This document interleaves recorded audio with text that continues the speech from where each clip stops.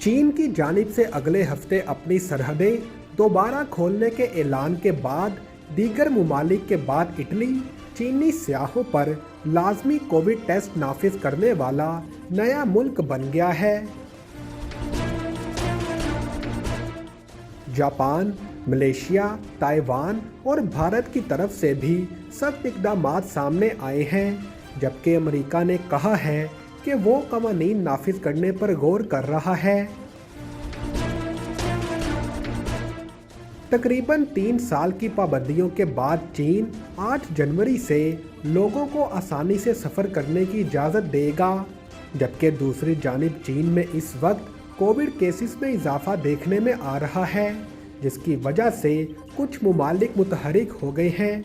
लेकिन बीजिंग ने कहा कि कोरोना वायरस के कवायद को साइंसी बुनियादों पर लाया जाना चाहिए और इसने कुछ ममालिक और मीडिया पर सूरत हाल को बढ़ा चढ़ा कर बयान करने का इल्ज़ाम भी आयद किया।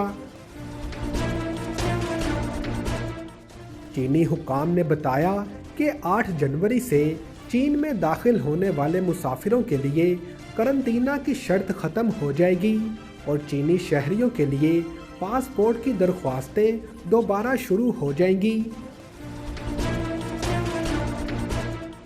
इटली 2019 और 2020 के आखिर में चीन से कोरोना वायरस फैलने के बाद वायरस का आलमी मरकज़ था, ने कहा कि वो चीन से आने वाले तमाम मुसाफिरों के लिए लाजमी कोविड टेस्टिंग ला रहा है। इटली के वज़ीर सेहत ने कहा, ये वायरस की किसी भी नई किस्म की निगरानी और शनाख्त को यकीनी बनाने और अतालवी आबादी की हिफाजत के लिए ज़रूरी है। तबाहकुन मौसम सरमा के तूफ़ान की रोशनी में जो न्यूयॉर्क में मुसलसल तबाही मचा रहा है, रियासत ने हाल ही में सारिफीन के तहफ़्फ़ुज़ और माली इमदाद फराहम करने के लिए मुतअद्दिद इक़दामात का ऐलान किया है।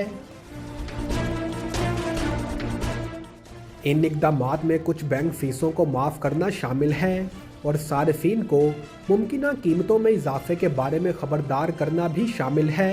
इसमें कुछ कारोबार शामिल हो सकते हैं। एक ऐलान के मुताबिक रियासत ने रियासती चार्टर्ड बैंकिंग तंजीमों, वफाकी तौर पर चार्टर्ड बैंकों और क्रेडिट यूनियन से कहा है कि वो सारिफीन को फ़ीस के बगैर खिदमात फराहम करें। रियासती गवर्नर कैथी होकल के ऐलान के मुताबिक इन इक़दामात में ATM की फ़ीसें माफ़ करना, ATM से कैश निकालने की हद में इजाफा या गैर कस्टमर चेक कैश करने पर पाबंदियों में नरमी शामिल हो सकती है। गवर्नर कैथी होकल ने ऐलान में कहा, जैसा कि हम इस तूफ़ान के खात्मे का इंतज़ार कर रहे हैं, ये नई रहनुमाई इस बात को यकीनी बनाएगी कि न्यूयॉर्क के बाशिंदे इन ख़तरनाक हालात में सफ़र किए बगैर मालियाती खिदमात तक महफूज तरीके से रसाई हासिल कर सकें। मेरी इंतज़ामिया न्यूयॉर्क के इन लोगों पर माली बोझ को कम करने के लिए कार्रवाइयाँ जारी रखेगी, जिन्होंने इस अलमनाक तूफ़ान के असरात को महसूस किया है। M&T बैंक ने 28 जनवरी को ऐलान किया कि तूफ़ान के असरात की वजह से वो मगरबी न्यूयॉर्क में ATM फ़ीस माफ़ कर देगा। गवर्नर के दफ्तर ने सारिफीन को कीमतों में इजाफे के बारे में भी खबरदार किया और सारिफीन से कहा कि वो मसनूई कीमतों में इजाफे के बारे में इतला दें, जो इस वक्त पेश आती हैं जब कोई कारोबार हंगामी हालात के दौरान सारिफीन से फ़ायदा उठाते हैं और मुतासरा इलाकों में ज़रूरी अशिया या खिदमात को ज़्यादा कीमत पर फ़रोख्त करते हैं। वफाकी वज़ीर दाखिला राना सनाउल्लाह ने वाज़े तौर पर कहा है कि टेक्नोक्रेट हुकूमत की अफवाहें हैं, हमें कोई पैगाम मिला ना PTI को। उन्होंने निजी टीवी से गुफ्तगू करते हुए कहा कि अदारे पर इल्ज़ाम लगाना दुरुस्त नहीं, इक्का दुक्का अफराद हो सकते हैं, हो सकता है कि सहूलतकारी से मुतल्लिक बिलावल के पास कोई मालूमात हो। पाकिस्तान मुस्लिम लीग नून के मरकज़ी रहनुमा राना सनाउल्लाह ने कहा कि पहले टेक्नोक्रेट आते रहे हैं, अब जो होगा आइन के मुताबिक होगा 2.5 साल के लिए टेक्नोक्रेट हुकूमत लाने का कोई पैगाम नहीं दिया गया। अदारे ने पूरी कौम के साथ कमिटमेंट की है कि गैर सियासी रहेंगे। राना सनाउल्लाह ने एक सवाल के जवाब में कहा कि परवेज इलाही खुद कहते थे कि 99% लोग असम्बलियां नहीं तोड़ना चाहते।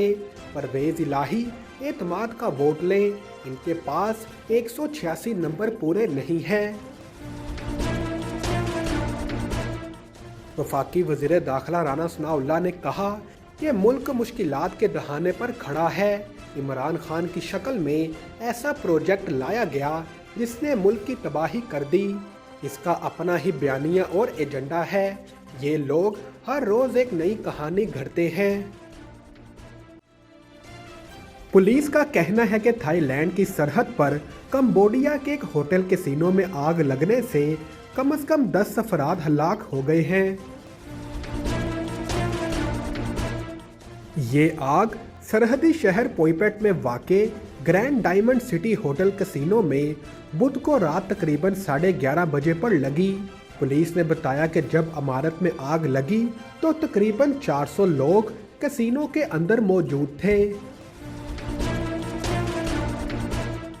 सोशल मीडिया पर गर्दिश करने वाली वीडियोस में लोगों को कैसीनो की ऊपरी मंजिल से छलांग लगाते या गिरते देखा जा सकता है।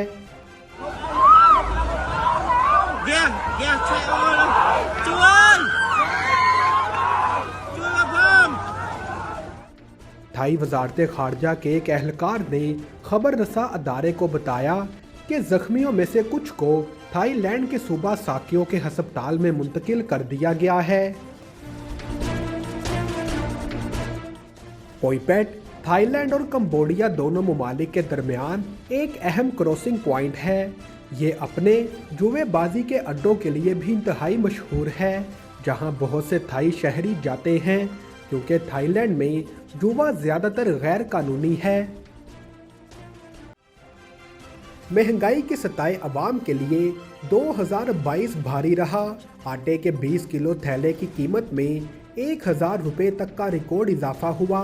जनवरी 2022 में 20 किलो आटे की ज़्यादा से ज़्यादा कीमत 1500 रुपये थी, जो दिसंबर में 2500 रुपये तक पहुंच गई। 1 किलो घी 116 रुपये, दाल माश 98 रुपये फ़ी किलो महंगी हुई। अदारा शुमारियात के मुताबिक बीफ 116 और मटन 273 रुपये महंगा हुआ। अगस्त में महंगाई ने तमाम रिकॉर्ड तोड़ डाले और शरह 27.3% तक पहुंच गई। 1 किलो प्याज 300 रुपये में भी फरोख्त हुआ, जबकि दूध, दही और सब्जियों समेत मुख्तलिफ अशिया ज़रूरिया की कीमतों में भी इजाफा हुआ। अदारा शुमारियात के मुताबिक एक साल में LPG का घरेलू सिलेंडर 127 रुपये महंगा हुआ। जनवरी 2022 में घरेलू सिलेंडर 2400 रुपये का था, जो दिसंबर 2022 में 2528 रुपये का हो गया। ताज़ा दूध 34 रुपये, दही 38 रुपये फ़ी किलो महंगा हुआ। दस्तावेज़ात के मुताबिक बीफ की फ़ी किलो कीमत औसत 116 रुपये, मटन 273 रुपये फ़ी किलो महंगा हुआ। लहसुन की औसत कीमत 116 रुपये फ़ी किलो बढ़ गई, जबकि 119 ग्राम चाय की कीमत में औसतन 164 रुपये इजाफा हुआ। रवां बरस अवाम ने औसत प्याज 300 रुपये फ़ी किलो में भी खरीदा, जबकि सब्जियों की कीमतें भी बढ़ी। सुर्ख मिर्च की 300 ग्राम की कीमत में औसत 66 रुपये की कमी आई।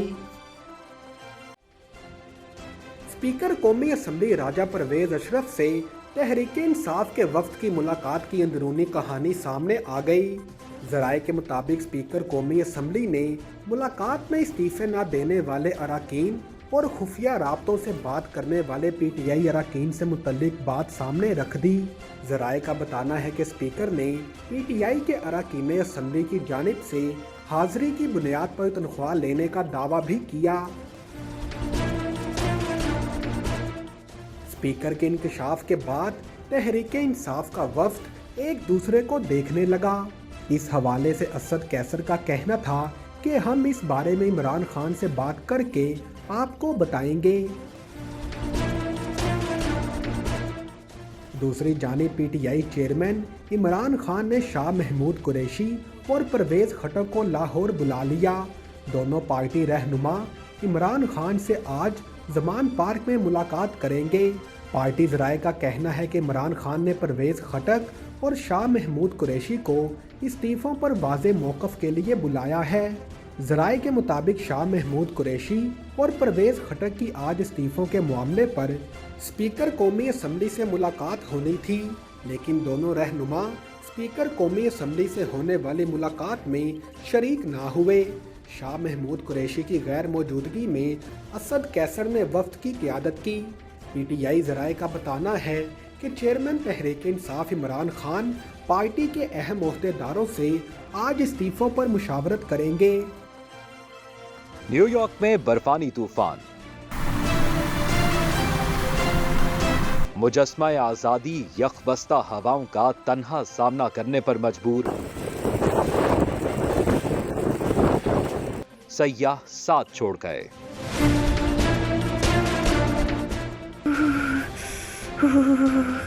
कसम से बहुत सर्दी है। लाहौरी चिली पर आएं, सर्दियों के खाबे खाएं।